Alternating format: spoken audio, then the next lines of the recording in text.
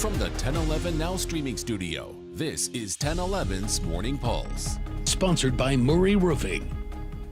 Good morning and happy start to the month of May. This is Craig Allison with your Morning Pulse for Thursday, May 1st. Our first story this morning is a developing one that we're tracking as Lincoln police are investigating after an SUV did some damage just this morning near 35th and O Street. Police on scene tell us it crashed through a fence and into a home just south of the intersection before 3 a.m. The homeowner says he was awoken by the crash and no other details have been released on what caused the crash. There have also been no reports of injuries, but stick with us at 1011 Now for updates when we get them.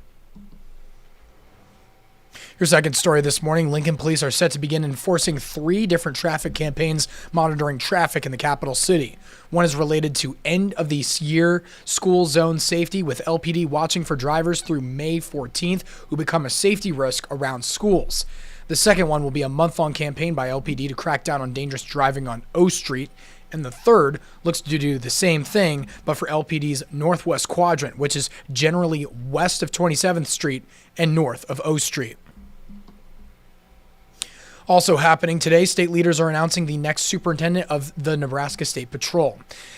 This comes as Colonel John Bolduc is reaching the patrol's mandatory retirement age of 60 on Sunday. Bolduc has been in charge of the State Patrol since 2017, and Governor Pillen, Lieutenant Governor Joe Kelly, and Colonel Bolduc himself will be on hand with the newly appointed superintendent. This is happening at 1 o'clock this afternoon, and you can watch it live on our website or our app. Moving to our crime tracker, 38-year-old Mark Porter Jr. was sentenced up to 140 years after being convicted for 2 counts of first-degree sexual assault of a child and 2 counts of second-degree sexual assault of a child. In December of 2022, the victim told Brave Bee Child Advocacy Center that she was being sexually assaulted by someone she knew between the ages of 5 and 12. Porter later admitted to some of the accusations. Wrapping up with your final story, Mayor Leary and Gaylord Bayard announced the Growing and Sharing campaign, signing a city proclamation to mark the effort, encouraging residents to grow food locally and share it with the community.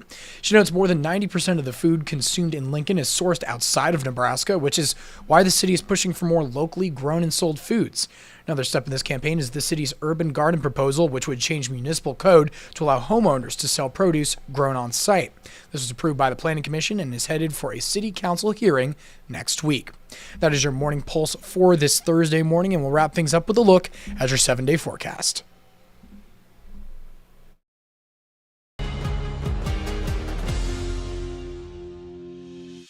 You've been listening to 1011's Morning Pulse. Watch, listen, stream on the 1011 Now app, on YouTube, or wherever you get your podcasts. Sponsored by Murray Roofing.